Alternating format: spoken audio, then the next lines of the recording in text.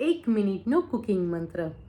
ઘરે આપણે પાસ્તા અથવા નૂડલ્સ બનાવતા હોય તો કોઈ વાર એ ઓવરકુક થઈ જતા હોય છે, એટલે કે વધારે બફાઈ જતા હોય છે. આપણે ખ્યાલ નથી રહેતી અને એવું થાય છે કે આ વધારે બફાઈ એટલે પાણીમાં ને પાણીમાં રહી જાય તો વધારે બફાઈ જતા હોય છે.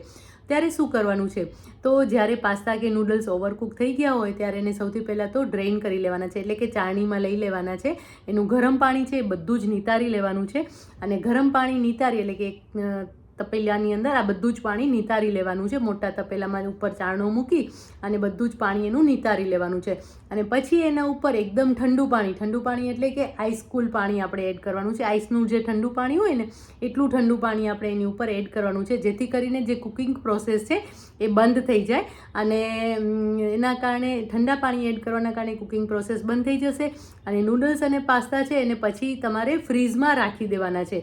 લગભગ 1 કલાક માટે તમે એને ફ્રીઝમાં રાખી દેશો ને એટલે એ ફરીથી કડક થઈ જશે, એટલે કે જેવા આપણે જોઈએ છે ઓવરકુક થઈ ગયા હોય તો જેવા આપણે નોર્મલી જોઈતા હોય એવા સરસ તૈયાર થઈ જશે. તો આ ટીપ અપનાવશો તો પાસ્તા અને નૂડલ્સ ઓવરકુક થયા હશે તો પણ પરફેક્ટ તૈયાર થશે.